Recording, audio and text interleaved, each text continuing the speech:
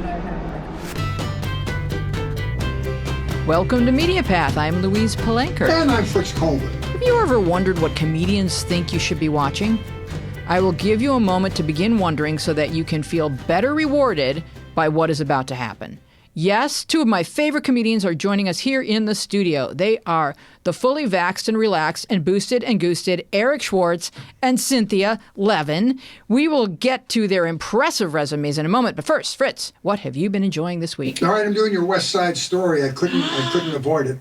For the 2.5 people that don't know West Side Story is the retelling of Shakespeare's Romeo and Juliet. Tony spots Maria at a high school dance circa 1957, and it's love at first sight. And their romance sparks a fire between the Sharks and the Jets, two rival gangs vying for control of the neighborhood. It's the Crips and the Bloods, but better dancers. Puerto Rican against American, class against class, and we're off to the races. Directed by Steven Spielberg, the book is gently tweaked from its original by Tony Kushner, who wrote the screenplay for Spielberg's Lincoln, and of course wrote Angels in America. It stars Ansel Elgort as Tony, Ariana DeBose as Maria, and Rita Moreno, who was in the original movie, comes back as Valentina. She's sort of the singing matriarch of this movie. The original movie took a lot of heat because of the appropriation of the Puerto Rican culture. Natalie Wood played Maria, and she had her skin darkened for the role. The movie was very anglicized, the original one. Spielberg said on 2020, it's important that the representation be authentic to return to the integrity I think it deserves. And we felt, all of us together felt, that we need this to be a Latinx project. And I think it was a success. The acting, the singing, the dancing, spectacular. It's grittier and more real to the streets than the original. The actors effortlessly bounce back and forth between Spanish and English dialogue without subtitles, but you miss nothing because the emotions and the meaning are all right there. They added the original version, La Borinqueña, which became the official anthem of the territory of Puerto Rico. And although the film opened Friday with sort of tepid starts at the box office, I don't care about that. The person I was with and I both decided it was even better than the original. If this story is to be remembered for years to come, better that this new version is the one that gets passed down and remembered by each new generation because it is authentic. I loved it. I thought it was spectacular. Wow. More snapping or less? Incidentally, no, there's a lot of snapping, but it's digitally enhanced, so the snapping is what you're doing. Incidentally, the soundtrack orchestration was conducted by Gustavo Dudamel, so people in LA know he's the conductor of the LA Philharmonic, and he's like a god in this town, so it was really good. That's so great. All right, thank you for that review, Fritz. Cannot wait to see it. I have been listening to the American Radical podcast from MSNBC and Ayman Mohadeen. Mm-hmm. Roseanne Boylan was a 34-year-old Georgia woman with no interest in politics. On January 6, her family received the devastating news that she had died at the Capitol. MSNBC's Ayman Mohadeen went to school with Roseanne's brother-in-law, and together their attempt to figure out what happened to Roseanne leads them down shadowy internet rabbit holes into the heart of QAnon and its dangerously addictive pull on vulnerable citizens. What we learned, for example, is that Roseanne lived with her parents. In recovery, her life's work was staying sober. She was responsible for going to meetings, so that was the extent of her purpose. And it's posited here that QAnon targeted these meetings for recruits because here, you had folks with addiction issues who are just aching for meaning in their lives. You tell them they can search the internet for secret clues that will rid the planet of baby blood-drinking demon pedophiles, and they are in. It's like a video game, only you're actually saving the world. American Radical is a 5-part series with new episodes every Thursday and Sunday through December 19th, and it is riveting.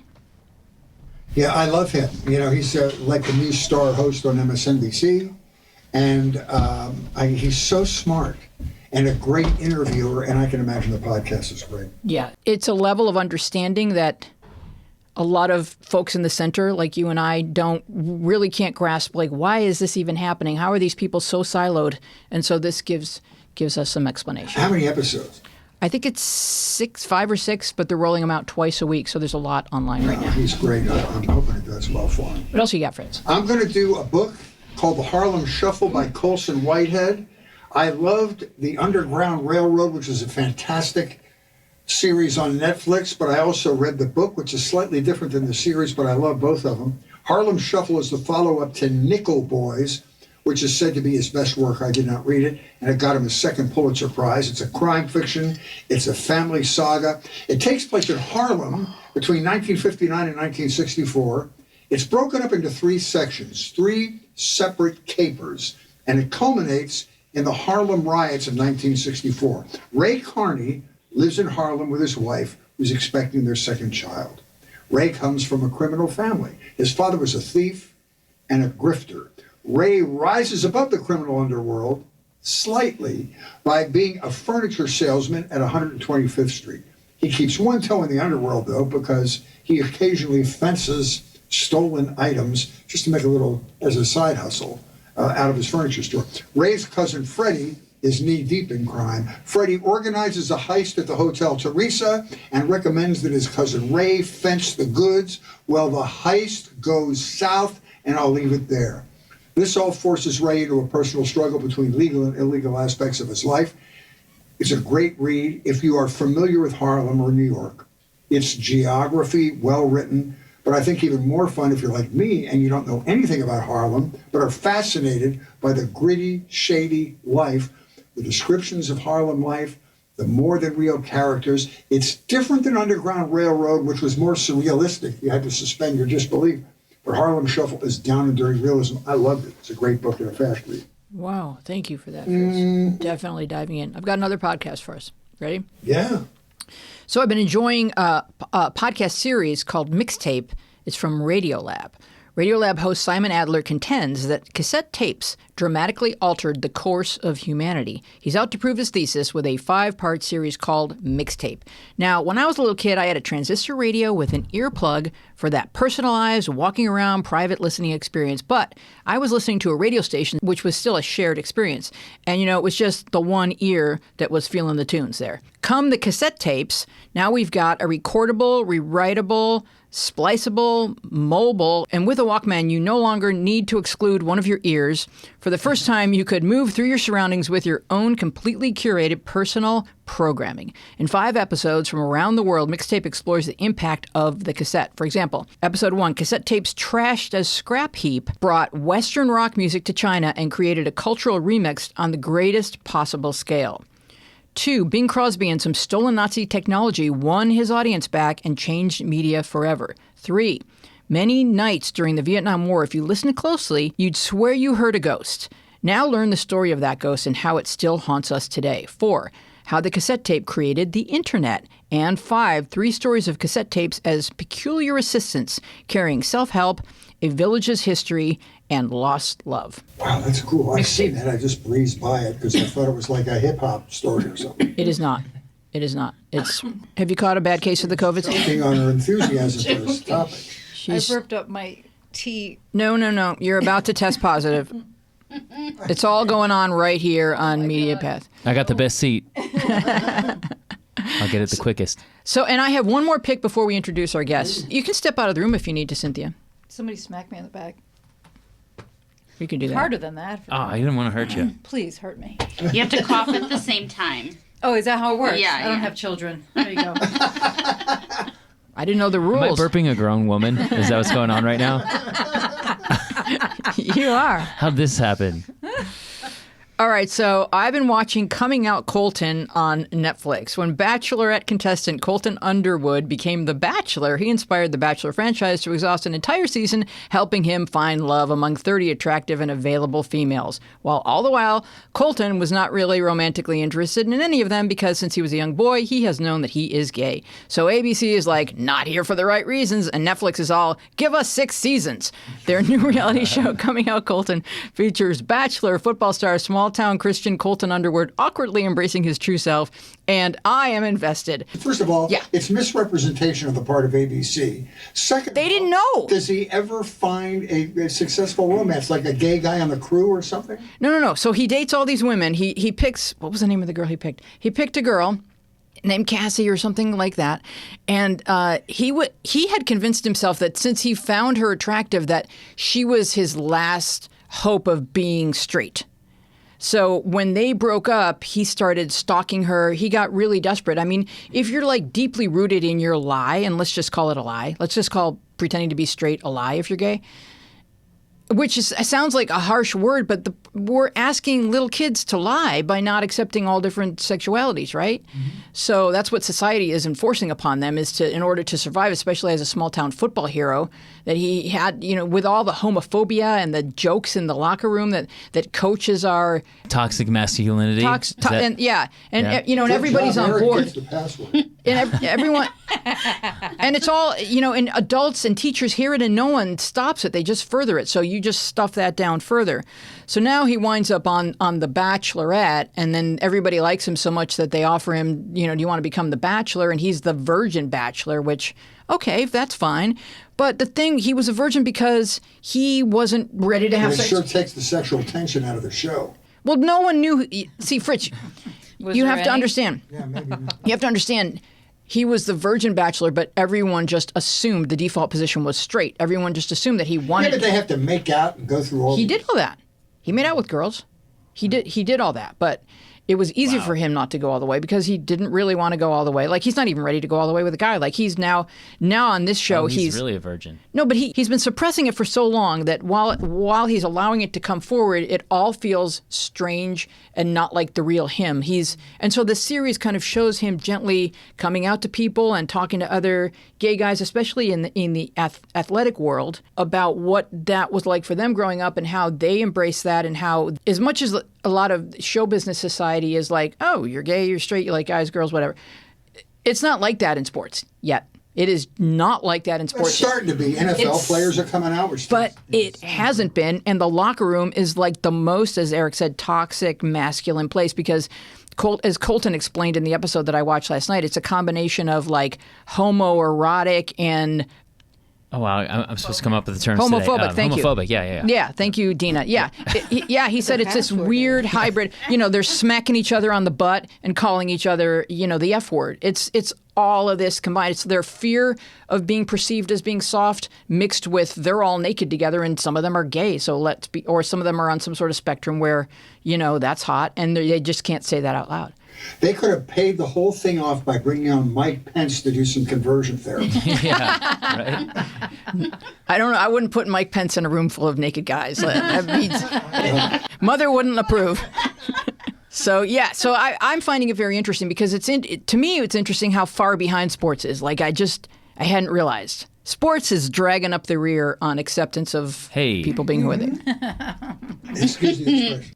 Yeah, well, I mean, I think it's because a lot of people think that it's like all masculinity that needs to go into sports. And if there's anything else, then it'll make us softer. Oh. But they don't realize that gay men can also be warriors. I predict that in the next 5 years, you're going to see a transgender place kicker. Sure. Because that's the only one where you won't get your clock cleaned every time you get hit, right? Yeah. Oh, yeah. I see a I can't transgender wait to talk quarterback. to these people. I can see a transgender quarterback. Yeah. Plays offense and defense. Well, someone who plays for both teams. I don't see why not. Anyway, that's coming out, Colton. I find it fascinating. He's got a great smile, and it's fun to watch. Who'd like to hear about our guests? Because they're sitting here, and they're very Who are they? cute. They're so attractive, and everyone wants to know who they are and why they are. All right, so let me start with you. Let's see. Please welcome the multidimensional Eric Schwartz, a man who engagingly combines stand-up, parody, and filmmaking to entertain audiences the world round, and Cynthia Levin, whose mother once explained to her over soup and half a sandwich, "You've always been the truth teller in the family, but you know what, honey? Nobody wants to hear it." And rather than listening to me delve further into your meaty bios, let's each of you imagine that you are emceeing your own act. How would you bring yourself to the stage? Begin with Eric. Hey, ladies and gentlemen, please welcome your favorite bald, bespectacled, lactose-intolerant, quarter-step Mexican Jewish comedian, Eric Schwartz. Yay! I was hoping he'd be here. And Cynthia? I guess I'll just introduce myself the way I have been introduced with she's a Jew. And that's pretty much it. That's Cynthia Levin. She's a Jew. her know, Ladies let her and know. gentlemen, she's a Jew. They really only had to say Cynthia Levin. Yeah, exactly. But they needed to throw that in. But, so it's pronounced Levin. Yeah, it is. Okay, apologies for whatever I have been saying previously. I all will right. correct my It worked behavior. out. Now, A lot of people, when you're at a party, imagine that once again we can attend a party and you're there and you say, "What do you do?" And then you say, "I'm a comedian." Oh, would I know your work? How do you answer that question? Would you know my work? Probably not, unless you go out to the clubs or you're always on the internet looking up comedy. Yeah, don't undersell yourself. If they find your website. I mean, I have a website. Oh, you just do one, that CynthiaLevin Productions.com. Oh, wonderful. Yeah, so I have a website, and there's stuff on there for real. Very fun stuff. Eric's too. But yeah, I mean, I will always undersell myself because I feel like I'm living my life under a shelf, and even right now. No, you're I on feel like top. I'm right This is under right a here, shelf. the surface, and you're on top of it.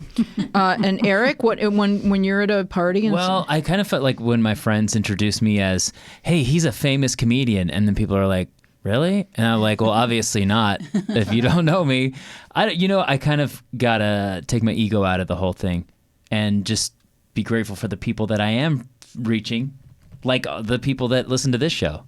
All right, so what does the Eric Schwartz superfan look like? How old is she? How often does she write? I mean, have you ever looked in the mirror, Louise? Oh my God, I'm turning red. Yeah. You are. No, I mean, if I were gonna put out an ad on Facebook to reach one person, I would. I mean, honestly, I probably would be a Latina woman in her 30s to 50s, I guess. Let me talk. I have a lot about of those this. fans. It's really hard for people to self-assess. So let me talk about both of them. Yeah. First of all, Eric, I feel like he's a member of our family because he worked with us when he was an intern and didn't have an act. True. And now he's one of the best comedy headliners in the United States. I worked with him the other night, and I will tell you that he has this magic thing of being able to appeal to all age groups. I mean, that auto-tune thing is designed for current teenagers, but his jokes about being Mexican and Jewish appeal to people my age, which is another century completely. And he has a broad scope of fans. And I watch them react. And this lady, I mean, and I'll tell you what Thank you, Fritz. I'll tell you what both these people have in common, and that I have so much respect for. They are so comfortable performing on stage and seize control of the stage. If you watch Cynthia's videos on the internet, on her website or wherever, she immediately establishes control, and I'm not going to say how, but she has guts. No, I don't, it's not my job to do that, but so both of these people have such great command of the stage. And Cynthia appeals to slightly older people because she's a little more adult. Oh my God. But What time is it? I think no, I don't mean that as an insult. No, I'm kidding. You are beyond funny, but it's just if I compare you to him, he appeals to 50 to 18. He means adult like in bookstore. Oh, of course. Yeah. You mean where they have glory holes and things like Oh, that? Is that what yeah. we're talking about? Yeah. God. It's all going Wheezy. on. Yeah. I love them both because they both look so comfortable on stage, and you cannot not watch them with their It's the word pro. Stage time, 10,000 hours. But not everybody has that. Not everybody looks like they're so at home on stage. Some people are painfully uncomfortable. And they're up there. You say that and you They're look like directly me. at me. No, I'm not looking at you. I'm That's why I looked this way at Fritz. looking at the reflection of myself. But I'm up there to do the words, and these guys are like all-around performers. Oh, Cynthia's a great actor. Come on. Eric's a great actor. Well, no, hey, do you even hear that from? I consider you two mentors because Cynthia, you don't know this, but I literally was their intern for a show, and I would pick up sandwiches before the show, and I would like fill out note cards and like keep the show going. And they had a show that they were making, and to hear that from your mentor years later, that is like, wow, I had to follow you last week at Flappers, and it was freaking impossible. You know what though? That was a rare. It was, and I Something want you to happened. tell the story. This about is crazy. This is really, and you've had, I know, and you probably would dig your way out of it as well as anybody performing. But he talk about the blind guy. last week. Please. Okay, so I'm performing, and it couldn't have been going better. like you feel like, oh yeah, everything's hitting. I'm at a 10 right now. And then I saw this dude in the front row. He had long black hair. He had a scraggly beard and round glasses that were tinted blue. And before I went on stage, I'm like, that guy looks like a vampire. I'm going to say he looks like a vampire. So I go, Yes, we're coming down the street. so I go, what do you think, Mr. Vampire? And the crowd loses it. They go to an 11. I'm like, no, I'm really killing. And then he's laughing and he goes, I'm blind. And we go to a 12. Now I'm embarrassed. And I'm red, and I'm like, I know I'm turning red, and I go, oh my gosh, I'm so embarrassed. I'm turning red. You can't see it. Let me have your hand. Put it on my forehead. Feel how hot I am? And I just kept riffing on it. Oh no, it was the way you worked your way out of it was pro, man. It was. I don't even know. It was one of those out of body experiences where I just found another thing and another thing. And I'm like, by the way, why are you sitting in the front? You're blind. Question. Yeah, right? Why are you sitting in the front? I was waiting for that one. Taking up, and meanwhile, I'm like, don't get too far forward into the lights. You'll burn up. Because he's a vampire. Because he's a vampire. Back to that. Yeah. Full circle. But I'm like, if you look like a vampire, Maybe he doesn't. but he then I found out after And the maybe show. he wasn't really blind. Maybe he was riffing on you. I found out after the show he could still see. So he was going blind, but he could still see pretty well. Aw, what a cheater. I mean, like I'm pretty. Then if you're blind, then I'm blind. If I have 20 minus 400. Anyway, he totally owned the audience, and then I had to go with my lame ass white old guy. No, but Did you Fritz- try the? So you a vampire? If you had called someone else a vampire, that would have killed.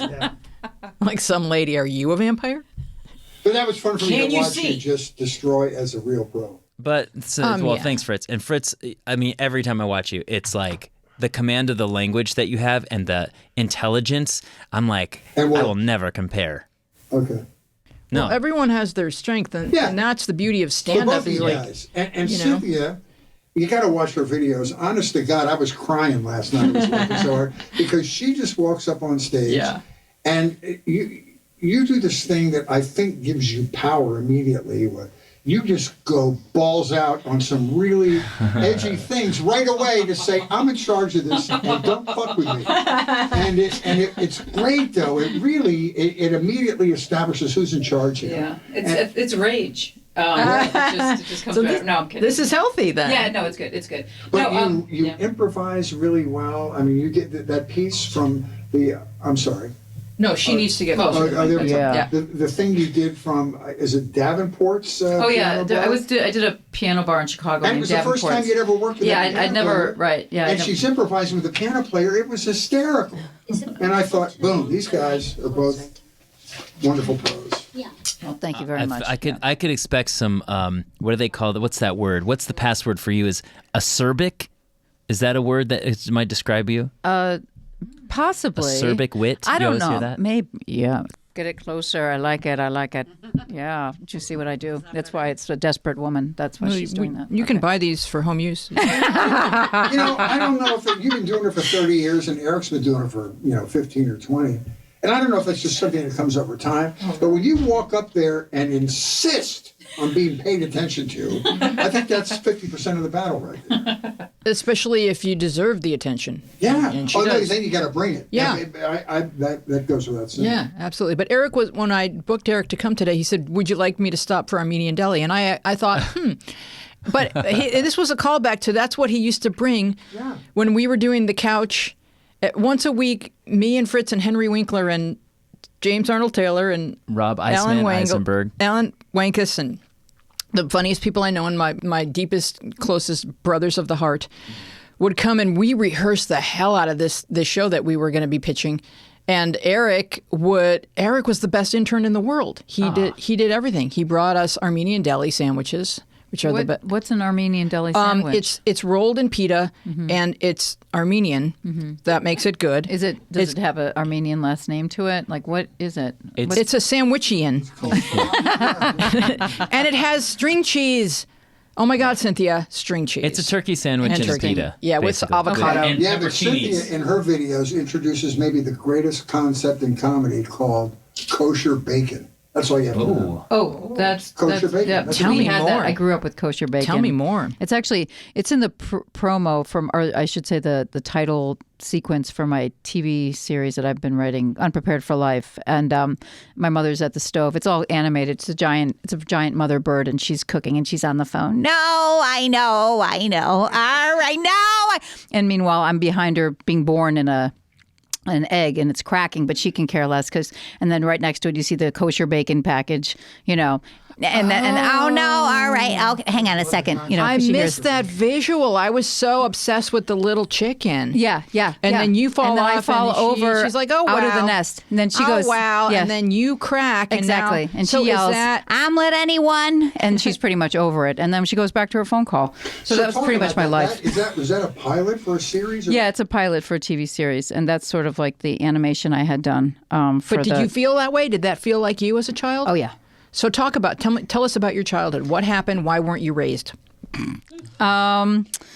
Well, I blame no one, and but I was basically I had five brothers and sisters, but I was the second youngest, and I think I don't know. It's too dark and too deep. So all I'll say is there was a little bit of neglect going on, and I had to turn it into comedy. So my show is called Unprepared for Life because I've never been prepared for anything, because I was never told you need to. I was never spoken to. They forgot I was there. So I basically would go to school and just beat people up, and then cheat on all the tests, and then cause trouble and make people laugh, and then go chase people home. And that was like my life, but I was living it without a family. So it's like, yeah. You are fearless on stage, but you can tell that deep in there's anger coming from somewhere. And I'm glad on any given moment I'm not the recipient of that anger. Well, what's healthy? Better to disperse it over an audience. Thank you, Fritz. Exactly. Speckle it around. But I know, because the thing is that I actually address my emotions on a daily basis, where I know people who think they're the healthiest alcoholics in the world, and they will lose it on me or other people, because they have rage. They think, oh, I feel better now that I got it out. Doesn't it? Aren't you glad I got it out? I'm like, no, get it out before you see me. Right. Get it out, deal with it. You know what I'm saying? I'm not the recipient of this. It doesn't belong to me. So like, I actually, there's real rage, I don't take. That's never real, and because that's not funny.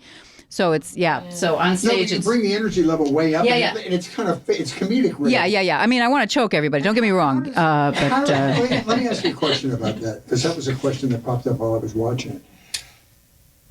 Especially when you first started doing it, how did the audience react to that? Did it make men be cautious and pull back? I mean, it's a real power stance on your part. Yeah. I mean, it doesn't. I think that they actually respond to it. They think it's funny. So no, they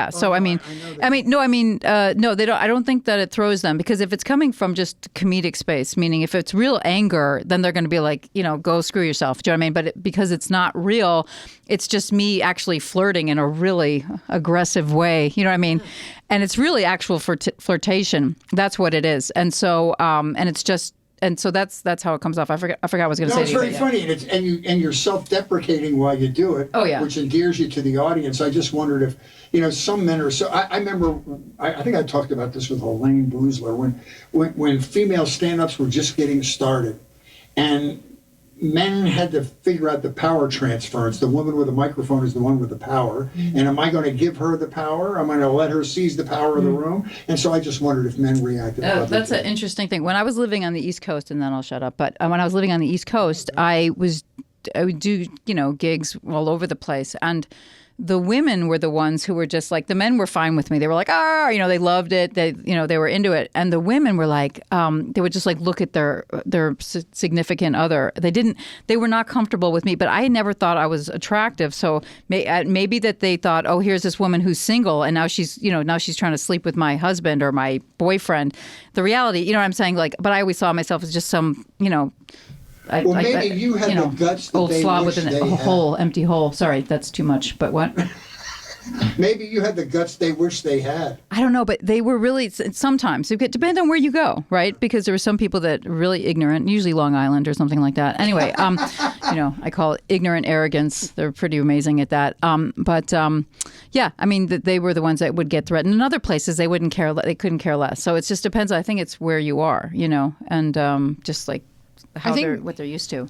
Yeah, the psychology behind female stand-up comedians is rich and deep. There's a lot going on when a woman stands on stage, holds a microphone, and talks, and everyone in the audience is looking at her. So some of the dynamics, and I'm not going to be able to cover all of it, but some of the dynamics are, if a guy laughs too loud, does his girlfriend think he's hot for her? 100%. Can a man look at a woman on a stage for more than 30 seconds without imagining her naked or him on top of her? Or, I never thought about that. is the woman... You'll think about that every time. Is the woman thinking, I'm supposed to now be this confident, I'm supposed to now be this funny? It's just, it's hard to get people past their own business to simply listen to your words and laugh. Yeah. Yeah, I think that's why I would go to self-deprecating right away. But that's really who I am. It's not just to enter, for your benefit. It's just because that's the truth of me, and I think that brings people towards you. But I think that if you're real cocky, It's very endearing. then I suppose it's hard. And it's brave. I think both of you are really brave. And when I had conversations with other comedians when I was doing comedy, and it was kind of debated, why do some men think that women aren't funny? Like Jerry Lewis, was famously saying he doesn't find women funny, and so we would have these conversations with other comedians talking about it, and I had a friend of mine actually say, we don't think women are funny because you guys are already telling us all your feelings all day, and we have to listen to it. Why would I want to go to a club and listen to you do it on a stage? Right. Whereas when men talk about what they're feeling, it's interesting because they usually don't. It's Right. also that men And he have to hates his relinquish mother. power to the lady on the Thank you. stage. I mean, it all has to do Yeah. with. What'd you just say? What? Because they have to relinquish power to the lady on the stage, and men aren't ready to do that. At least And I think there's a lot of that phrase. It is, and it's all about the mother. I mean, it's like it's true. If you have like issues with your own mother, you hate all women because again, most people don't deal with their shit. They just don't. They don't go to therapy, and so we are constantly the recipients of your mess, But also the thing about they want us to be men in general, and even in women, they want you to be the mother because they want you to be the nice, they don't want your mother, they want to see their mother up there screaming and, and swearing or talking about sex, or they want to keep you in your place. And so that's why people do not like women comics for that reason specifically. It's threatening. They're I mean, very it all uncomfortable has with it. everything to do with our societal roles of women and less to do with comedy, 100%. Right. So there's a lot. And Cynthia's right too. I think you bring your baggage to the performance and perceive it differently than the person sitting Right. next to you. Well, there's just what I'm saying is there's a lot of dynamics already in place before you step foot on the stage. And she's able to rise above all that, cut across all of it, and just be freaking funny. And I think that comes from the power she immediately asserts when she goes on stage, which is hysterical. Yeah, that's very impressive. And Eric, I love you because she's not she's not a stand-up that you can pigeonhole. You're like a great cabaret performer. You're like Elaine Stritch if she were. I know. I would love. I mean, I want to do that song. I'm still here. I'm still here. I want to do it. The way you improvise with a piano player is hysterical and really. And what I love that Eric brings to it is you're kind of a multimedia comedian. You're not a straight monologist, and you bring video presentations, and you bring music, and you do the auto tune and all that. So it's a full-on, like 21st century vaudevillian performance. Thanks. That's what I set out to do, kind of something like that. So glad glad you saw it that way. And I like how both of you take all of your talents and mold them into your act. And I think so many comedians are really, really good at that. If they're also musical, or if they're also, good sketch performers, or also good actors, that and to bundle that into a package and say, let me take what I have and bring it. I was just like, I know this business is really hard, so I have to take every resource I have and put it out. But honestly. you've got like a really rich palette.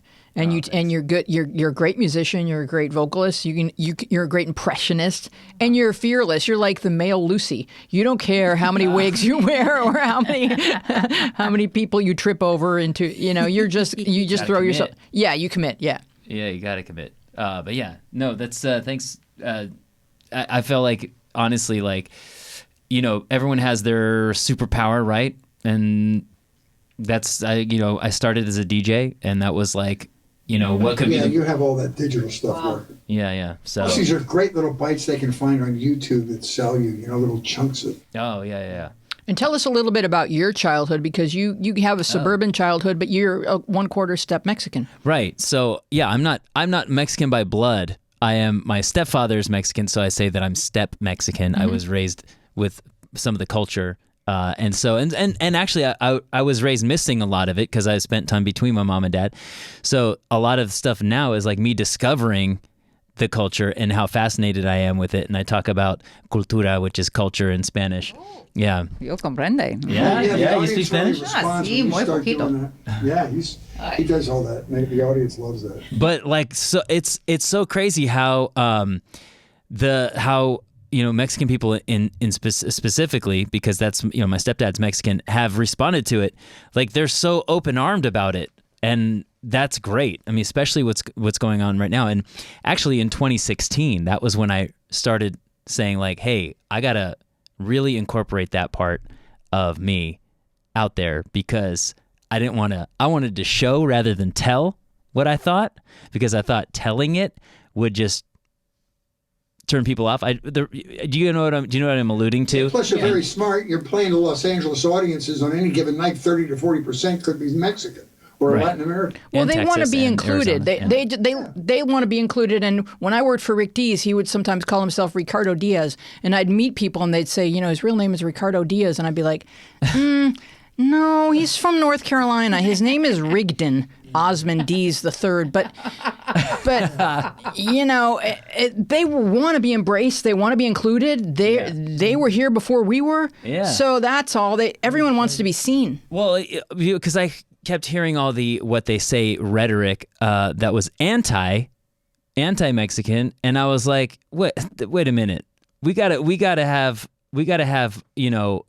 people from different races and different celebrating cultures. You know what I mean? Like that's kind of why I set out to do that. I was talking about that before all the 2016 stuff, but it made me like really want to represent that part of my family, my upbringing a lot more.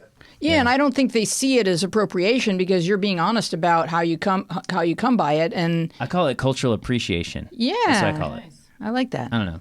Yeah, that's awesome. And like appropriation is when you I looked it up. That's when Okay. you I think when it's you- Vanilla Ice. okay, yeah. When you pass it off as something that as your own. Oh, When you try to pass it off as your own. And I mean, just look at me. I didn't invent this stuff. All right. So I'm just appreciating. I think a lot of appropriation just comes because people don't know where it came from. Like, let's say if what's driving culture forward is the LGBT community, like, all of our slang and whatever was on the internet and, being used by them like 7 years ago, and then finally filters down to us is like, oh, that's cool to say yes. Oh, yes. And so some people don't do it on purpose. They just do it because Is it Yaz Queen? Is that what you're after, Louis? Yeah. He's But hilarious. it kind of like, by the time my mom is saying it, she doesn't know she's a Ah. Right. It becomes mainstream.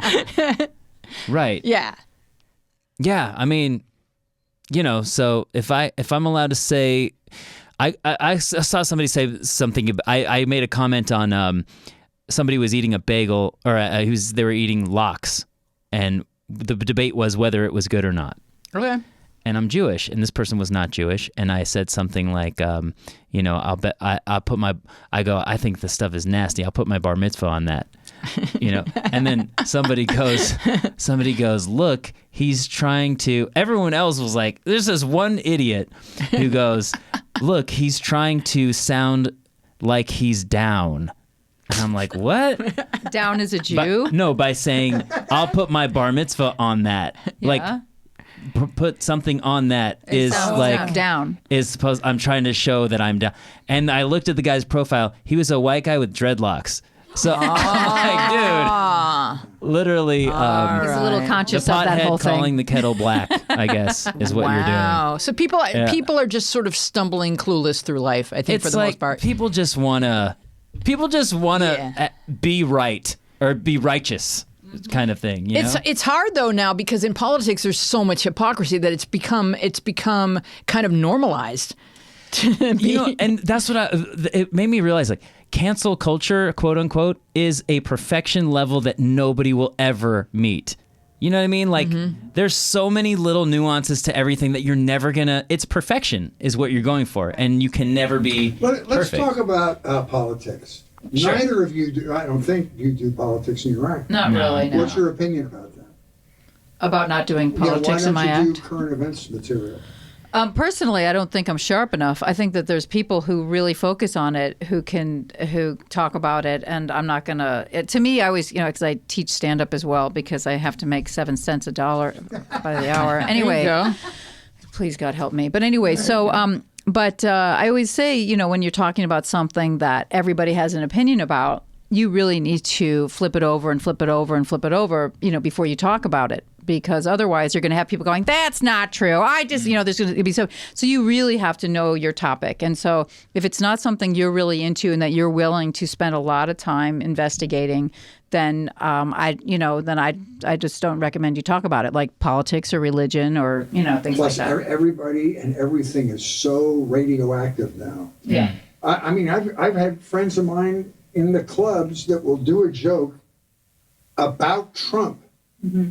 But as soon as they mention his name, before they get to the punchline, right. they can boo right off the stage where you can't even bring stuff up. People don't even want to talk about that. I mean, No, even they no matter what don't. side you're on. No, they- even if it's creative and fun, just listen and see if the joke makes you laugh and then judge it. Yeah. You can't even get to the punchline. This is what I'm talking about. Triggered. People Yeah. are literally triggered Yes. because they're not addressing their own shit. So anything you say is a trigger to them, and they're going to go off on you because Yeah. all of a sudden you're the source of all their problems. So by triggered, you mean everything's a threat. It's So- almost like you've accused them of being something, and now they're on the defensive.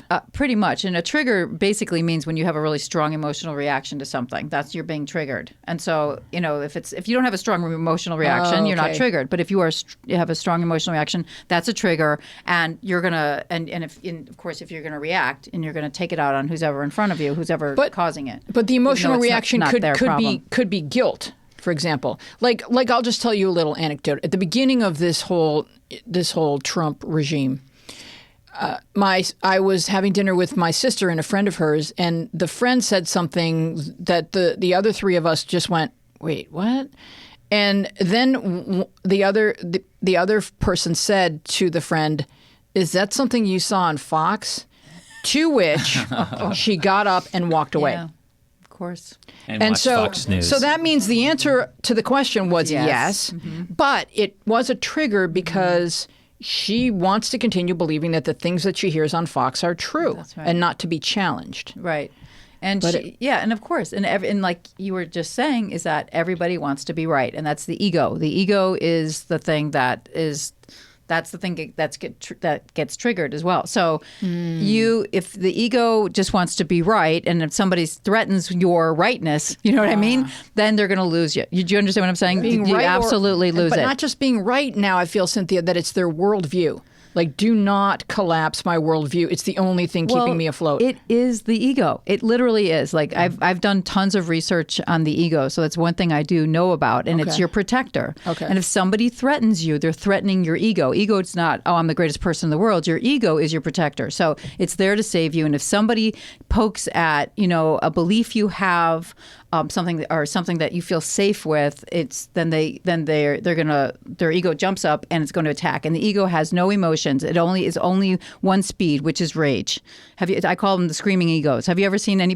Trump. You're so right. It's just I all read this ego. It's book all rage. by this, it was the lady that wrote the whole Tiger Mom thing, Amy something or other, and she's a professor at Princeton. Yeah, a professor at Princeton University, and she wrote a book called Political Tribes.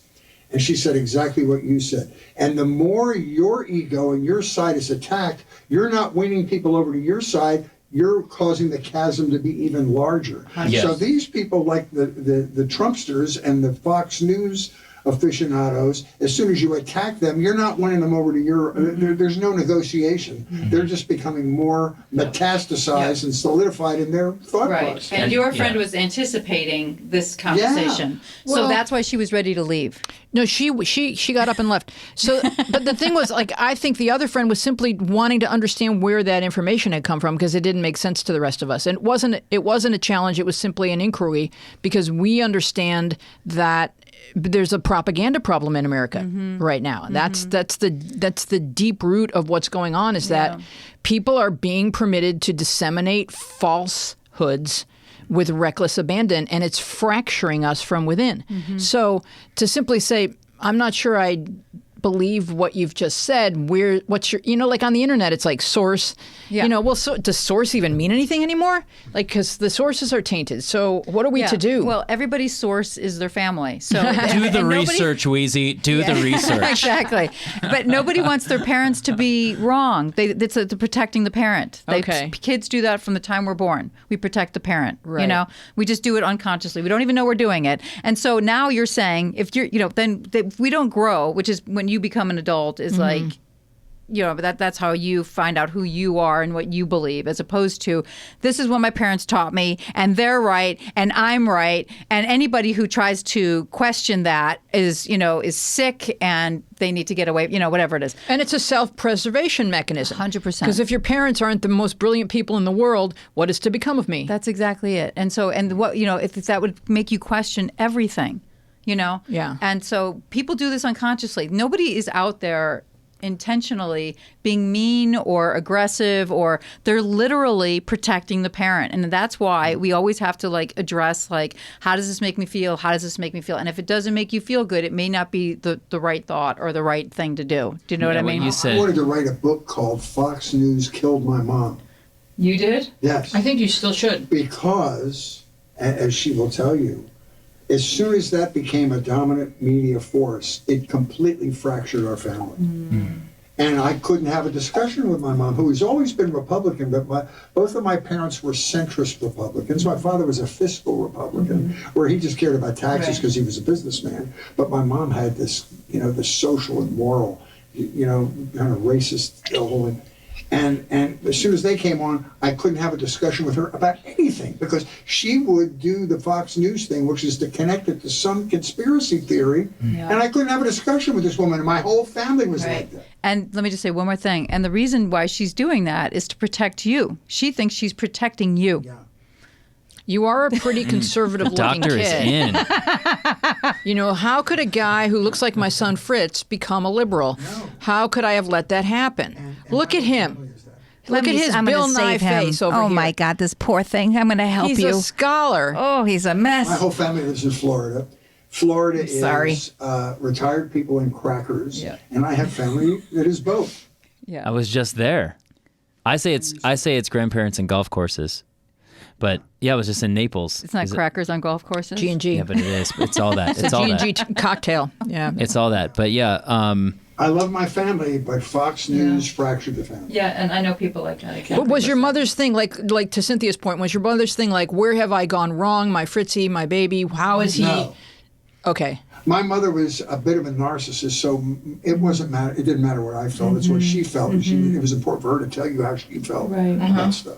And then she would, you would tell me that she would kind of passive aggressively crank up Limbaugh. Oh no! You know? That was a true story. I would go down there, and the Bill O'Reilly show would come on at 9:00, and my mother was deaf, so she would turn the television up as if she's doing this mind control thing on it. And I would get up and say, "I'm going to take a walk around the assisted living complex, and I'll be back in an hour." And I would go out and walk around and come back an hour later when it was over, and she would turn the TV back. It's true. She knew my mom. So. Yeah. Yeah, and again, though, that is about her being right. Oh. I mean, it's just about being right. A very controlling person. Yeah, very, yeah. And it fit her pattern so beautifully, and they played into it. Then you add the fear that the Fox News network propagates, and it was downhill. I thank Jesus, and I don't know him personally. Yeah, he seems nice. Yeah, he seems very nice. I thank him that my mother didn't make it through the Trump administration, because I wouldn't have spoken to the woman, or she wouldn't have spoken to me. But do you think, and this is what I think is true, is that anyone, I'm a CNN guy. Oh yeah. But anyone on that side would think that I'm doing the exact same thing. And knowing that, I think, is what we need to know about each other, that we are believing a totally different set of facts, and we believe in it 100%. But not really a different set of facts. Here's what I find, and that's how I stick up for myself listening to MSNBC and CNN. Facts enter into our discussion. On Fox News, there's a total, as Weezy said, there's a total misrepresentation of truth over there, and that's their brand. They're lying their asses off over there. And so if you just take the politics of it and just say what's true, what's not true, and the fact that the president lied 13,000 times when he was in office, according to the New York Times, it's facts and not facts. It's not right and left. It's not Republican and Democrat. It's lies and falsehoods. And here's Yeah, where that's else it why I goes, don't- Fritz. I just saw a report today, and I don't have the details. I haven't memorized the specifics, but you can look this up. A reporter was researching the emails that you get sent if you've contributed on the Republican side, and if you've contributed. Like, I don't know about you guys, but Elizabeth Warren is a stalker. Exactly. She writes to me a lot. Okay, but you understand the point I'm getting. I get a lot of mail from Eric Swalwell. Okay, honey, I love you, but I need my space. Yeah, they don't stop. They just beat you up But the over it. research was that if you get Republican email and if you get Democratic email, the Democratic email is 2% lies, and the Republican email is like 70% lies. And there's nothing in the FCC that says, did I get my no, acronym? you're right. That says you can't lie to people over email. So a lot of the lies that they're getting are coming right into their inbox. Fascinating. No, and it goes back to what we were talking about. I have friends on both sides of the equation, but if you're making a truthful analysis about a situation, you can convince me that you're right about something, whether it's being conservative with money and paying down the national debt and all these things. I'll listen to your argument if you know of what you speak. But when you start telling me falsehoods, the discussion's over. I mean, But they will back it up like it's a fact, though. Oh, that's yeah. that's the alternate problem. facts, which was Yeah. that genius lady that used to represent Trump. Yeah. No, they do have the arsenal, and they're being fed this all day long. So you don't want to get into an argument with somebody because you're not going to convince them. Right.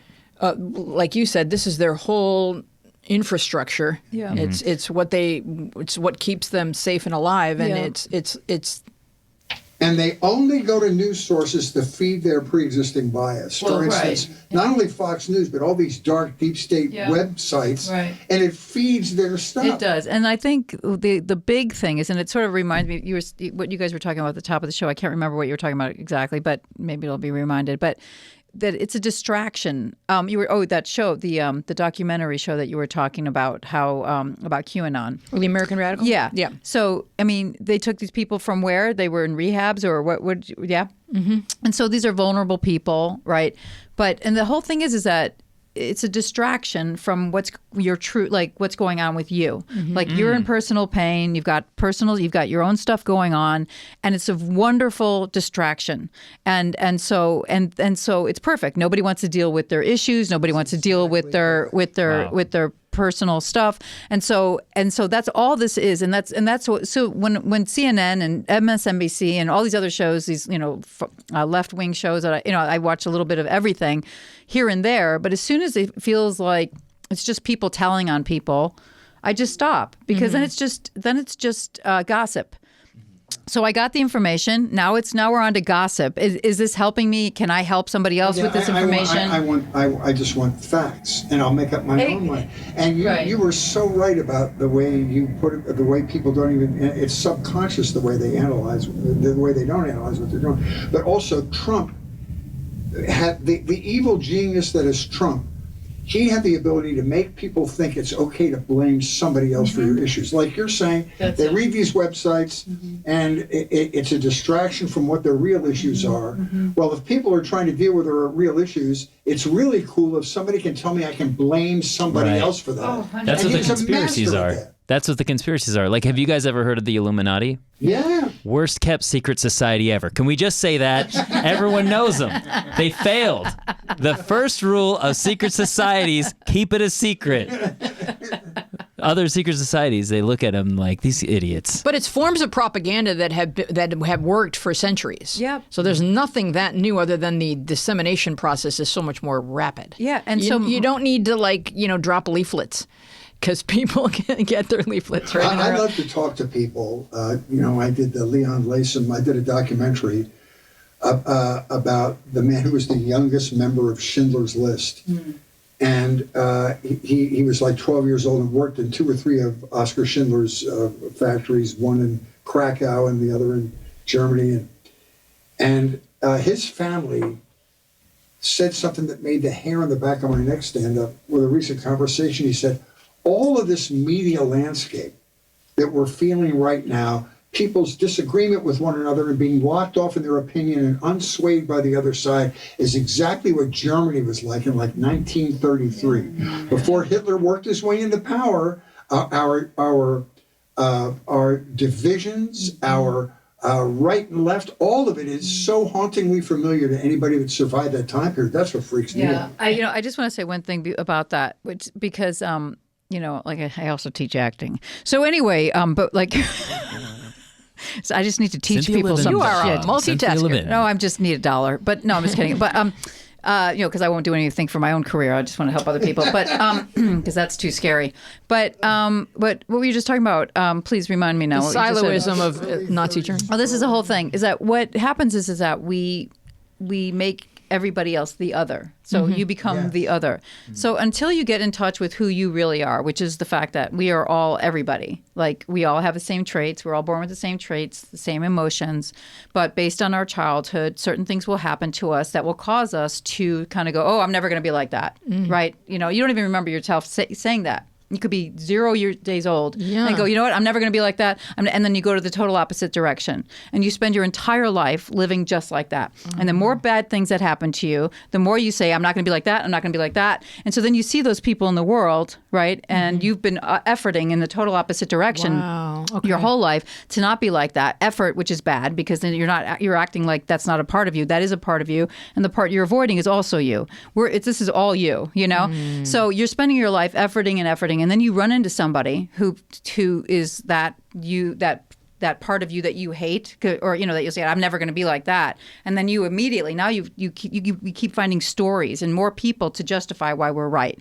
So that's why we have the same stories over and over and over again, right? Oh yeah, I know I'm right because that person did it and that person did it and that person did it. You're looking for it. Or you're looking for like a laziness. You're looking for like, I worked really hard not to be this, and you just went and are this, and you didn't even try, and so you're mad because you put so much effort into something and they haven't. Exactly. Even things that are positive, like I used to have my resistance was towards people who were successful. Hate them. I know what you mean. Oh my God. Do you know what I mean? Like, it was this like, oh, this person, like Will Smith, I mean, could he be? He's like, unbelievable, right? He's amazing. He's perfect. He's done everything. His kids are beautiful. Whatever, right?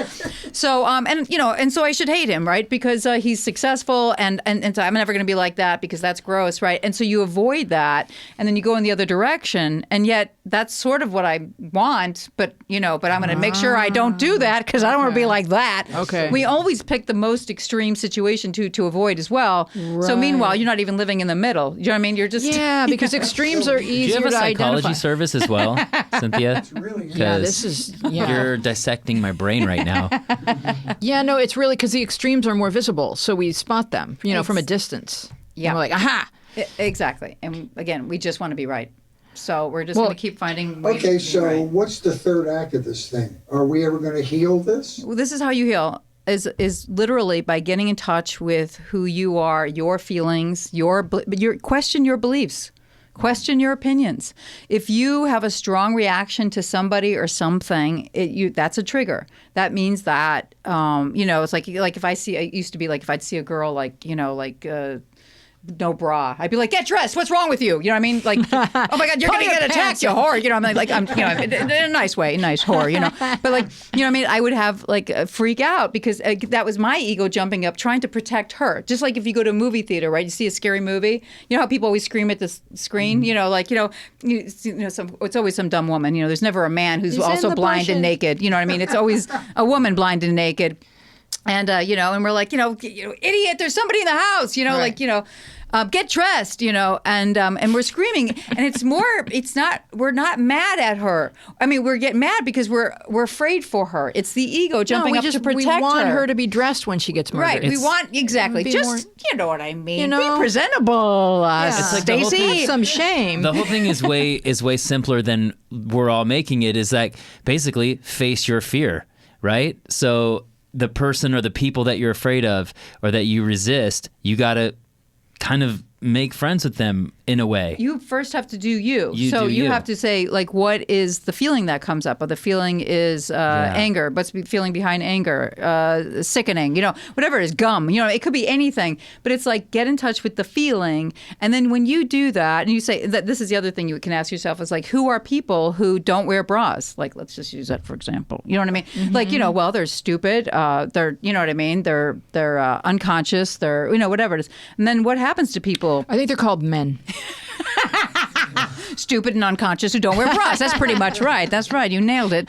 But you know what I mean? And then what happens to people like that? And then you take it down the line and you get in touch with your child's biggest fear about what happens to people who are women who don't wear bras and are stupid and unconscious and are going to get hurt. They're going to get hurt and so blah, blah, blah, blah. You know what I mean? You understand? But and you're then you get in asking touch with that people fear. to be introspective. am. You And took some the words people. right out of my mouth. I think you're 100% right. I think 0.005% of the American public have the self-awareness to do the work you're asking. But if you're listening to this So how do we podcast, trick you them into do, it? my love, you do.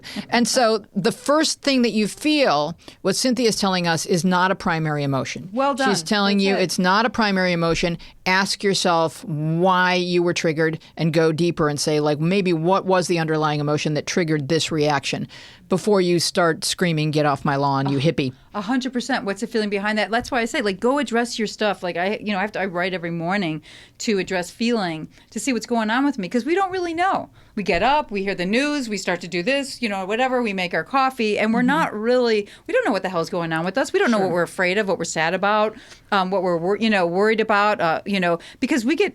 Things poke us throughout our life. Something could happen. We could see something, a movie, the weather. It could be anything that will remind you of something, but you don't even know because you're not addressing it, and you keep moving forward. The next thing you know, you get into an argument with somebody while you're in your car, and then you kill them. It's no big deal, but you know what I mean. It doesn't happen every day, Cynthia. Exactly. So let's get to recommendations because we're going to wow. run out of time here. And I know you guys have curated for me. And I'm going to start with Ricky. Oh, I've been listening to this podcast called Media Path, Yeah. where this woman, Cynthia Levin, she gives me she dissects my brain, maps it, and she does the artist's way every morning. I Are can you tell. feeling triggered? Is that your morning pages? The 3 No, pages? it's Oh. just me writing and then anything I big can fan of find. that. Yeah. So, Ricky, you've been watching. Now, that's you on You're your the only list. person that calls me Ricky, and I appreciate that. I know, I That's got our grown. own. That's Yeah. our own It's our- thing. yes, I our love thing. that Yeah. that you say that. Cute. So you have. I'm going to tell you what's on your list. Okay, yeah. You had True Story, Kevin Hart scripted series on Netflix. You had Ted Lasso, which I have watched, Apple TV. Yeah, I The feel like Harder people They have Fall, talked about it. Netflix. Narcos Mexico, Netflix. Wu-Tang Saga, Hulu, and Creative Pep Talk podcast. Which of those has anyone else kind of explored so that we can have a? I have watched Ted Lasso, and I have some theories about Ted Lasso and why we love it. Yeah, I love Ted Lasso because he made me feel good. Right. And after all the stuff that we've been through, that's what I felt like. I made a song called "Feel Good Again," and it was not a comedy song. And Okay. I was just like, this is just how I'm feeling. I'm just gonna take a risk and do an actual song that's not funny.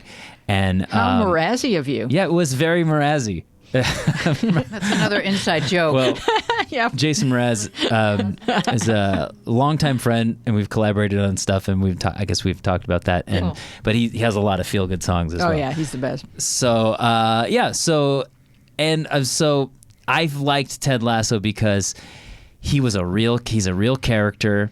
He's got both sides, the dark and the light, but he always tries to make it a light situation. Mm-hmm. He tries to bring out the good. Yeah, he brings light. Terminal optimist. Yes. Yeah, he brings light and kindness into right. situations. And it was during the pandemic, and I just thought it was healing for a lot of people to watch someone being kind. Yeah. Yeah. I watched the America's Greatest Bake Off or British Bake Off. Oh, okay. I mean, I'm just saying that made me feel good. Yeah. I've watched now 70,000 episodes of it. There's Sure. nothing left for me anymore. You can start at the Nothing- beginning. There's Yeah. nothing for me to feel good about anymore now that's over. No. but They'll start baking again. Don't worry. I'm finding them to be boring at this point now. They're doing a Christmas special. I'm like, oh, God, everybody. Come on. Can we talk about something else? But, I mean, anyway, moving forward. All Keep right. going. Well, maybe it's time for some Survivor. There's The very Great little American food on that Drink show. Off. They should do it with alcohol now. That's Making- actually sounds festive. Yeah. But instead I say yes to the dress. I've watched 20 seasons. Does anyone ever say no? Some people do. They say I'll come back tomorrow, and then they say yes. But That's the male version of it for the groom. It's say no to the bow. Say no to the bow. is that Bow tie. So there's a delayed gratification. I'm like, oh, she didn't say yes. Maybe tomorrow, Yeah. So, and then she finally Yeah, does. I mean, Okay. it's addicting, and it's funny. My entire life, which is long, I have not been interested in watching or getting. I've never even thought of myself in a wedding dress. Yeah, I was This never- thing has been empty for most of my life. Yeah, so- no, I was never that girl. Never Yeah. pictured any kind of like bridal anything, Yeah. Didn't pick up one bridal magazine, don't care. No. I almost my thing with my family was like, do I have to come to my wedding? Cuz I mean You guys just go. I could just RSVP, not available and send a gift, save you a sandwich, right? And and they were like, yeah, no, you have to, you need to come. But so I hear, I feel that. Yeah. But feel good shows. I think during the pandemic, there probably were shows that maybe people didn't realize were going to be that big of a hit, right? but people just needed them in that moment. Yeah. Yeah, it just was. I felt good about watching. I felt good about myself watching because I'm like, I'm not the only one who wants to be kind right now. Now, what about Narcos Mexico? I don't Oh feel yeah, that's any some feel. dirty stuff. Yeah, Okay. let's kill people. So Yeah. what happens? That's the anti-lasso. So Narcos is a long-standing series on Netflix. It's been on. They did it first in Colombia, where it talks about cocaine and the harvesting, selling, distribution, and organized crime around cocaine. And I find it fascinating because I'm totally not that person, and it gets me an escape to a life that I'll never lead. But is that like? Would Cynthia say that's another part of the human condition? That's a very interesting point, though. I Yeah. think that maybe that's one of the elements that draws people to darker stuff, whether it's drugs or murder or whatever. It's so not them that they get to flirt with something else. But yeah, it is in you, right? No, but okay. it is in you, but you haven't necessarily tapped into that because there's a part of you, you've gone in the whole other direction. I'll never be like that. You learned that a long time ago. But Right. now you're sort of like, oh, that's interesting, as opposed to that is sickening. I don't even want to Yeah. look at it. You know what I mean? Yeah, I guess I do have that both sides. I guess maybe, but I would never. I've think never you're done pure any filth. drugs. If you want, no, I think you're pure filth. I'm pure filth. Yeah, I absolutely. just suppressed that part of myself. Joking, everybody. Relax, everybody. Calm All right, down. we're going to go to a Cynthia pick, and I'll be back to you, Ricky. All right. Being the Ricardos, and yeah. you've already seen it. Yeah. Who else has seen it? You've seen it. You've not seen it. I saw it last Yeah, night. you just saw it. Yeah. I loved it. Aaron Sorkin, writer, and I believe I hear he's director. good. He's pretty good. Yeah. He's pretty good with words. But he did. I think he's excellent at what he does. Mm-hmm. And I don't think there's a wasted moment in this movie. And I also think that Lucille. First of all, Nicole Kidman plays Lucille Ball, Mm-hmm. and I didn't want to see her. I was mad at it. But then I thought about it, like, who are you going to get? Just somebody who looks like her. You want somebody who's funny, but it turns out this film is not about necessarily her funny side. Mm-hmm. This focuses on the time when they said that she was a communist, and it takes place during basically 1 week. It's all happening in 1 week, and it's very interesting. And it's also about her relationship with Ricky. It's really, I just think it was so beautifully done. And I loved the behind the scenes of what was going on as they shoot the show, right? Because I, of course, have lived a sickening, pathetic life, so I haven't really been on set for 5 days in a with the row. I'm sorry. I'm just self-deprecation. But I'll tell you what you unprepared are. for You're- life. And what I found one of the most interesting things about it was you do great physical comedy when you're on stage. And I love the fact that she was driving the physical comedy, and she, as a matter of fact, overanalyzed and over-legislated all the physical gags on that show. 100%. 3 o'clock in the morning, she decided to do a dinner scene different and get everybody down there to rehearse. Right. And I totally get that. By the way, I related to how she operated on set and how she directed all those things. I said to my friend Greg, I go, that would be me. I would do it exactly like that. And he goes, you would. And I do. Like, that's how I am with, when I direct other things, you know. And that's why I'm excited about Mel Brooks as well, because comedy is, it's so critical, like how you do it. And and so anyway, she had that kind of brain. She was really intelligent. And I just think that this was beautifully focused on this short period of time where we got to find out so much and so much behind the scenes. And again, the acting was amazing. Javier Bardem played her husband, and I bought it 100%. And his singing was, I mean, I was getting a little turned on. I'm not going to lie. I found him to be delicious. Babalu. And yeah, you know, and Nicole Kidman did a great job. Once you get past the fact that it's not going to be a cartoon, you're not going to nitpick about every aspect of Lucy's physical self that she's not duplicating it. It's the situation. And what I loved about it was I didn't know one thing about that aspect of her life. I didn't know she was accused of being a communist. When I went home, I tried to find out if the scene with J. Edgar Hoover was true because I thought that was brilliant. Yeah. And I have so much more respect for her now when I realized that she was the brains behind a lot of the physical comedy on that show. Oh yeah, absolutely. Yeah, it was new information for me, and I loved how they treated the writers. I just loved the writers were really the writer. She was crackling, and come on, Aaron Sorkin dialogue. There's nobody who could write dialogue. Yeah, it was great. Yeah. So when do you think it's coming to streaming? Because I'm not ready to go into a movie theater. Oh, it's only in the listen, let me theaters. tell you something. I went and saw it at the Grove here in Los Angeles, and there was like 11 people in there, okay?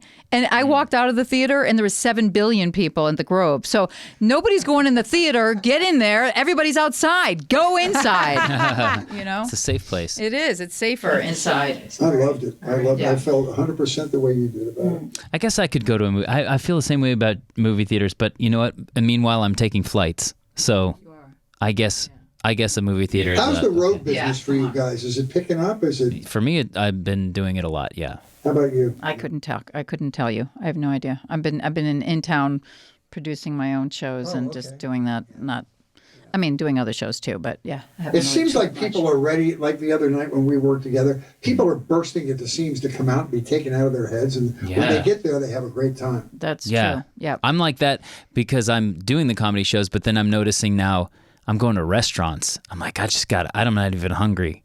I just want to be out. And I just want to eat, like get out of the house and do something. Yeah. I've been doing it the whole time. I've been going to restaurants the whole pandemic, but I've been sitting outside. Yeah. I have to do that. I have no life, so I have to be. That's my social thing is eating. Right. That's right. You know. I sit outside. I haven't been on a plane, and I'm just a little bit nervous with the Omicron or whatever we're calling this guy. And so I'm just still being careful. But I would love some movie theater popcorn. If the next time you guys go to the movies, if you want to just swing by with some movie theater popcorn for me. I think you Check should go Amazon. to the theater. I Go probably in. can. It's That's so about it 40% felt, of it the was attraction great. of going to a movie Right? for me. Yeah. I could eat an entire Thanksgiving meal and be sated, and the minute I walk in the movie theater, I smell that popcorn. I haven't eaten in months. What is that? Give me extra large. And the popcorn would be more calories for sure. All right, so Cynthia, you wanted to talk about James Patterson and let's see. Oh, and Mel Brooks. Let's see. What do you want to talk about the most? You get to pick. I'll just tell you this real quick. Mostly, it's more about Mel Brooks. I'm reading his book, All About Me, and I'm not done with it yet.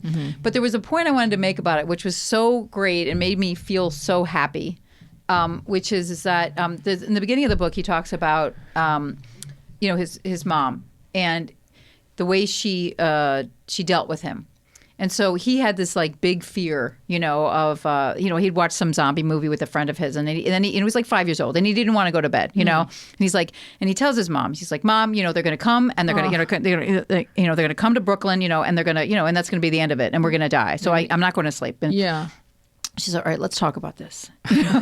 She's like, all right, so these zombies, right now they're in like Transylvania or something like that, whatever it is, So they're like overseas. Making travel plans. Right, yeah, they're overseas, So it's going to take them a little time to, to get over here. So they're probably going to have to take a boat. I mean, it's going to have to take a boat, So the boat takes a bit of a while, and they're going to, whatever. And then they get over here finally, and it takes, and they're going to be hungry. So they're going to have to eat, because you got to eat, after a while you got to eat. They're going to be hungry. Sure. So they're going to eat, and then they're going to probably, then they have to come over to Brooklyn. They got, Right. So they finally get, they get to Brooklyn, and then they find their house, and what floor are we on? He's like, we're at the 3rd floor. Exactly.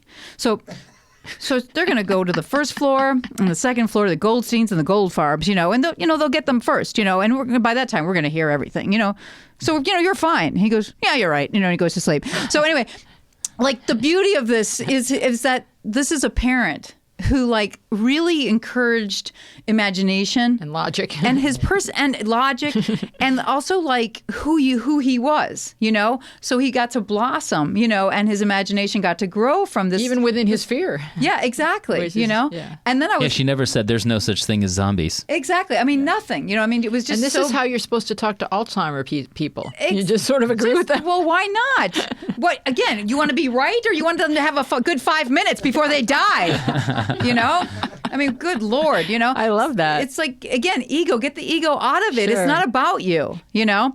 And so the mother was able to do that. And the reason why I wanted to talk about that, and because it made me happy, but also that I was watching. If I have to remember her name. I was, you know, I've been watching those master classes, which most of them are not good, by the way. It's They're not- Masterclass Steve Martin and so James Judy, Patterson. Yeah. And Judy Blume, I haven't watched the whole Ooh, thing, I love but her. you know, I love her books. But she was talking about her childhood and her mom. She had a lot of fears herself. Like she was afraid, you know, she was always cold all the time, and she was afraid of this and afraid of that. And then her mother would just like allow her to have her fear. You know, oh, really? Like tell me about. Like she would let her talk about it, and you know, just like literally and use her imagination and right. And so this is like allowing somebody to be who they are. You meet them where they are. That's like the best way to be in a relationship. Meet somebody where, as opposed to trying to make them who you want them to be. You know? And so here she had this really creative, so both of them had similar childhoods with similar mothers, you know, in terms of like how they were dealt with. And then they got to be creative and not judged and criticized for who they were. So anyway, I wanted to just bring that up because I thought that was really great. It really is. Great, Wow. Great analysis of parents' relationship with children. Yeah. But talk a little bit about how Masterclass works. You sign up. I see the ads on Facebook, but what happens? You sign up and it's like a seminar? There's 1 million people who they get to teach a class, right? Okay. And there's probably maybe there's 10 episodes, and they're all just a few minutes long. And most people don't teach that well. Most people are not that good at teachers. You know what I mean? But I wanted to say Steve Martin's is hilarious Yeah. and wonderful. And the thing is that because he is a humble person, and he's not going in there thinking I know everything. He's going, you know what? I had never saw myself as somebody who could teach this, but let me look it up myself. So he literally, and you can tell by the way he's teaching, is that he looked into it himself and he broke stuff down. And then he talks to people like you're his friend and he believes in you. Like that's how he treats you. And every single episode is adorable and funny. And then you also get to see clips of him. And he's brilliant. And one thing he did say, and we were talking about comedy and how you were saying that both Eric and I bring ourselves to our work, is that that's what he talks about. It's like, you know, don't just be a sentence teller. You know what I mean? Like I bring emotion, like of course, you know, I'm emotional, you know. Yeah. So that's what it brings, and then with emotion comes physicality, you know. So, but he talks about that, and he's like, just use all of you. And I just thought he just has really great advice coming from somebody who's totally humble, and so it's a fun one to watch. But again, I did the David Mamet one, Yeah. and which was really good. Was it? And he tells little anecdotes about writing problems that he had doing one, and that was kind of fun too. great. I'll watch that. Yeah. Yeah. And some of them are horribly boring. You know, unbelievable. Are there enough that are good to make it worth it? Oh yeah. Yeah. I There think are so. At thousands first, of I them. didn't because I was broke. So you know, you're mad at every Yeah, it's dollar. not You know what I mean? cheap. But It's not cheap. it's like $197 or something like that. For a year? For Or You unlimited? sign up I and do think as many as you want. do you get to keep it forever? I think so. I So think it's you like do a too. buffet. Once you buy it, you get to You- eat and all the it- chickpeas you need. And I'd say it's worth it. Okay. I would say it's Okay. worth it. If you have the time to watch it, it's worth it. Yeah. Okay, cool. So Eric, before we close, Yeah. you have a couple more things here that I want to hear about. What is Wu-Tang Saga? Okay, so nobody's talked about this on your podcast? No. Wow, really? I haven't even heard of it. As a matter of fact, is this true, Eric? I'm Oh, it's about Wu-Tang Wu-Tang Posse? Clan. Yeah, the Wu-Tang Clan. Oh, Clan. Oh, Sorry, I you called them a heard posse. Clan.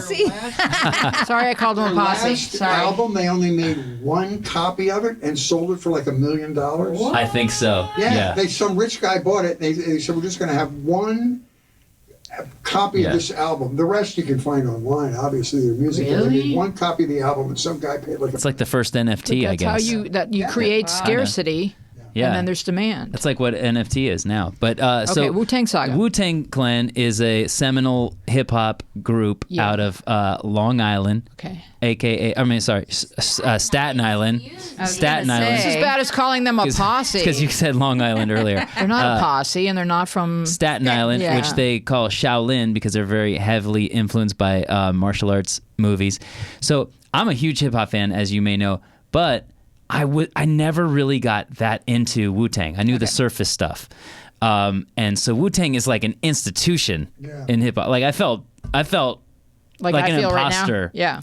I felt like an imposter saying that I'm a hip hop fan, not knowing that much about Wu-Tang. And so this series it's brilliant. It was actually produced and created, I believe, by RZA, who is the leader of the Wu-Tang Clan. Okay. So it's like his story. It's like, according to him, this is what happened.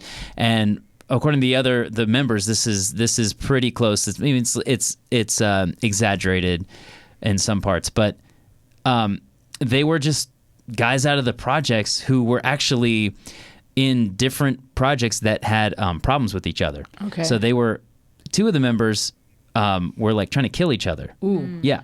And so they squashed the beef and they became friends. Really? Yeah, they became band members, and now We could all learn so much. yeah, from this is Art you guys. heals. This is Yeah, the art problem. Our propaganda problem can be solved by Wu-Tang. I think that's what I'm trying to say. I think so. Yeah. Is there anything about like RZA's work outside of Wu-Tang? You have to repeat her question because she's not on mic. You asked, is there any about anything about RZA's work outside of Wu-Tang? Yeah.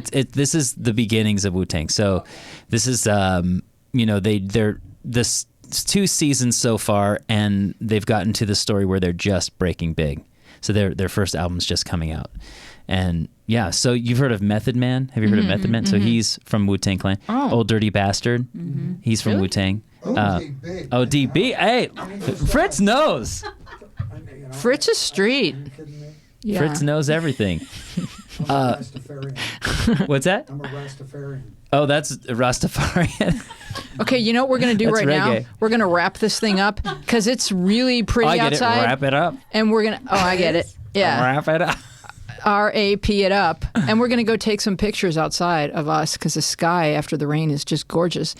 And Fritz is going to tell folks how they can do us Listen, a y'all, solid. If you would enjoyed this episode of the Media Path, and we know you did, it would help us to be more discoverable by potential new listeners if you leave us a quick review on Apple Podcasts. And if you're new here and this is your first time with us, please check out our back catalog. There's binge-worthy stuff. I'll give you an example. Lee Sklar, who we interviewed, may be one of the 5 nicest human beings on the planet.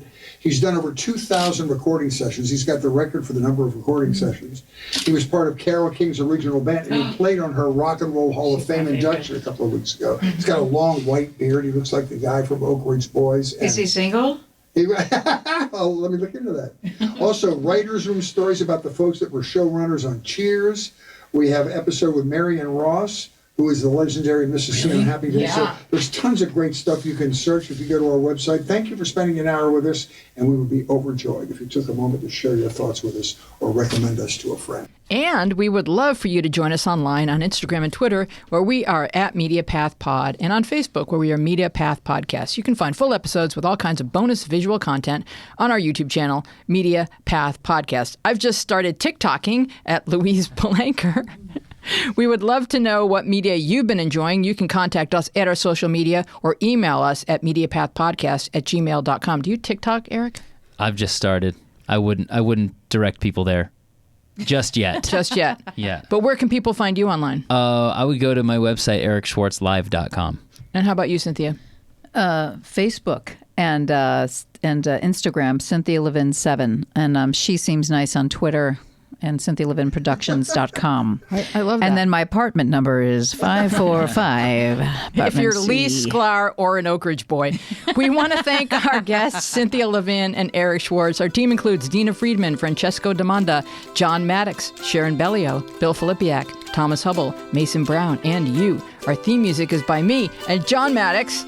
Yeah. I am Louise Palanker here with Fritz Coleman, and we will see you along the media path.